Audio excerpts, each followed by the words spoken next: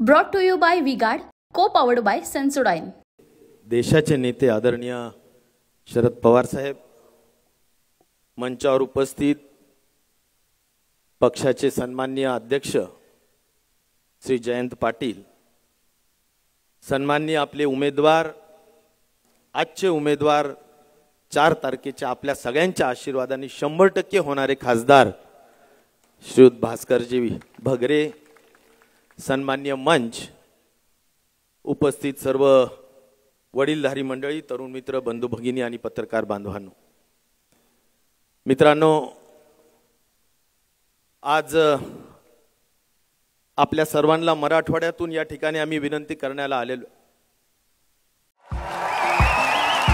देखिए, उनका काम है अफवाह से गर्मी बढ़ाना और हमारा काम है माहौल को ठंडा रखना।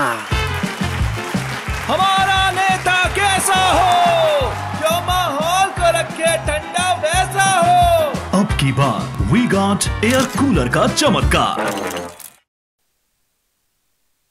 की एक अत्यंत सज्जन, सामान्यामध्ये रमणारा आणि ज्यांनी त्यांच्या नैतिकतेतून, नीतिमत्तेतून शिक्षण क्षेत्रामध्ये एक उल्लेखनीय कार्य केलं आणि चांगली पिढी घडवण्याचं काम त्यांनी निश्चित प्रकारे केलं, असे एक आदर्श शिक्षक श्रीयुत भास्कर भगरे यांना आता शिक्षण क्षेत्राच्या व्याप्तीतून खऱ्या अर्थाने तुमच्या सर्वांची सेवा करण्यासाठी, या भागाचा परिपूर्ण विकास करण्यासाठी जे प्रश्न या ठिकाणी या स्थानिक नेत्यांनी सांगितले, मग ते समुद्रात जाणारं पाणी आपल्याला थोपवायचं, या भागातला मनमाडचा तालुका आपल्याला करायचाच, या ठिकाणी आपल्या भागातले अनेक विकासाचे जे विषय ते आपल्याला सोडवायचे, या सगळ्यांना वाचा फोडण्यासाठी एक तुमच्यातला माणूस आपल्याला पार्लमेंटमध्ये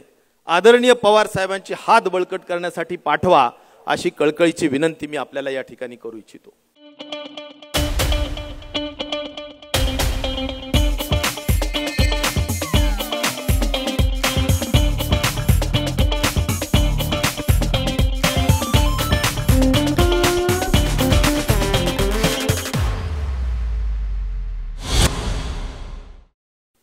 मित्रांनो, अनेकांनी उल्लेख केला की मी आरोग्य मंत्री म्हणून या ठिकाणी काम केलं आणि त्या दृष्टिकोनातून मला आठवण झाली की मी खऱ्या अर्थाने नाशिकमध्ये बऱ्याचदा, मला अजून आठवतंय की मालेगावमध्ये खूप मोठ्या पद्धतीनं लोक भयभीत होते, अगदी ज्याला त्यावेळेसचे जे नियम पाळवायचा विषय होता तो कधीही पाळला जाऊ शकत नव्हता, अशी परिस्थिती होती। नाशिकमध्ये सुद्धा खूप मोठ्या पद्धतीनं परिस्थिती होती। अशा वेळेस आम्ही अगणित वेळेस हॉस्पिटल्सला भेटी दिल्या, अनेक गोष्टी केल्या। आदरणीय उद्धवजी ठाकरे साहेबांच्या मार्गदर्शनाखाली, पाठबळाखाली, आदरणीय पवार साहेबांच्या खऱ्या अर्थाने प्रेरणेने आणि त्या ठिकाणी केलेल्या मदतीतून आम्ही एक चांगलं कार्य त्या ठिकाणी एवढी मोठ्या महामारीमध्ये आपण करू शकू की ज्याची नोंद WHO ने घेतली। झिंझिण्यांपासून त्वरित आराम मिळवा सेन्सोडाइन रॅपिड रिलीफ बरोबर। पण एक नक्की मला या ठिकाणी नम्रतेने सांगावंसं वाटतं की त्यावेळी जी खऱ्या अर्थाने साथ मिळायला पाहिजे होती, जी रेमडेसिवीर मिळण्यासाठी असेल, आपल्याला त्या काळात पाहिजे असलेले जी लस आहे ती लस मिळण्यासाठी असेल, या ठिकाणी पाहिजे असलेलं ऑक्सिजन मिळण्यासाठी असेल, त्यासाठी आपलीच इथली एक भगिनी त्या ठिकाणी राज्यमंत्री म्हणून, आरोग्य मंत्री म्हणून काम करत होती। मला वाटतं की जी तारेवरची कसरत आम्हाला त्या काळात करावी लागली, कदाचित त्यांनी जरा जास्त हातभार लावला असता, जो जास्त वजन गुजरातला टाकलं जात होतं, कारण तिथले कॅबिनेट मिनिस्टर मांडवीय होते आणि आपल्याकडे राज्यमंत्री होत्या, पण आपल्या राज्याला त्या काळात पाहिजे तशी साथ मिळाली नाही। आणि म्हणून आपल्याला या ठिकाणी जर त्यांनी त्या ठिकाणी बेजबाबदारीने वागणूक केली, तर आता तुम्ही सुद्धा त्या ठिकाणी योग्य पद्धतीने मतदान करून भास्करराव भगरे यांना निवडून आणा, अशी विनंती सुद्धा मी या निमित्ताने आवर्जून करेन। मित्रांनो, खूप अधिक बोलण्याचा आजचा प्रसंग नाही, पण मित्रांनो, सध्याची जी निवडणुकीची पार्श्वभूमी आहे ती मी अगदी 2-3 वाक्यामध्ये एवढंच सांगेन की आज आपण अनेक निवडणुका बघितल्या, पण सध्याची असलेली हुकुमशाही, सध्याची असलेली एक मोठ्या पद्धतीनं सुडाचं राजकारण, द्वेष, मत्सर, जातीपातीचं राजकारण, या गोष्टी मित्रांनो आपल्याला पूर्वी एवढ्या मोठ्या पद्धतीनं असायच्या नाही. आणि त्यामुळे आपल्याला अनेक पद्धतीने या सगळ्या गोष्टी आपल्याला दिसतात.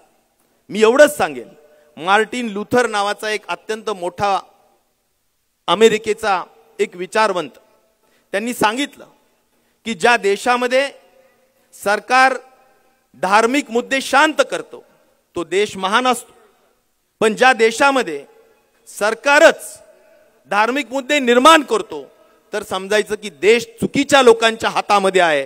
आज आपली परिस्थिती मित्रांनो तशीच आहे की धार्मिक मुद्दे तयार करून जातीपातीचं राजकारण केलं जातं. आणि म्हणून ज्या विचारवंतांनी सांगितलेली गोष्ट आज आपल्याला या ठिकाणी पाहायला मिळते. आपला देश हा साधू संतांचा आणि खऱ्या अर्थाने वारकरी संप्रदायाचा आहे आणि त्यामुळे आपल्याला धर्मनिरपेक्षता, शाहू फुले आंबेडकरांचा विचार जो आदरणीय पवार साहेबांनी आयुष्यामध्ये जपला, आयुष्यामध्ये या विचाराला कधी तडजोड केली नाही, अनेकांना संधी दिली.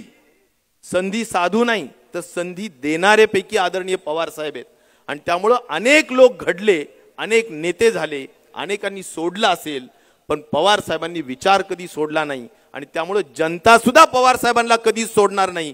आणि त्याचा प्रत्यय निश्चित प्रकारे येणाऱ्या 13 तारखेला आपल्याला निश्चित प्रकारे येईल. आणि मोठ्या पद्धतीनं आपण या ठिकाणी भगरेंना निवडून देऊन आपण मोठ्या पद्धतीनं आपली तुतारी वाजवणारा माणूस या चिन्हावर मतदान देऊन आपण निवडून द्यावं अशी विनंती करतो. वेळेअभावी अधिक जास्त बोलत नाही, फक्त एवढंच सांगेल की मोदी गॅरंटीवर आता विश्वास ठेवू नका.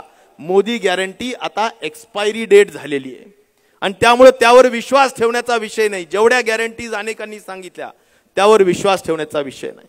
ज्या गोष्टी घडल्यात आपल्या मागच्या 1 वर्षात त्या एका कवितेच्या स्वरूपात सांगून मी या ठिकाणी थांबणार. कुणी पाहिली झाडी, कुणी पाहिली झाडी, कुणी चोरली घडी, कुणी दाखवली ईडी, परंतु पूर्ण जनता जनार्दनाच्या मनात मात्र फक्त महाविकास आघाडी. जय हिंद, जय Maharashtra. Brought to you by V-Guard, co powered bye Sensodyne.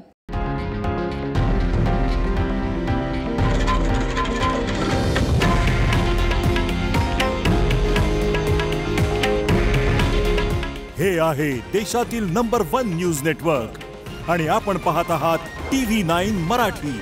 काळजी तुमची, हित महाराष्ट्राचं.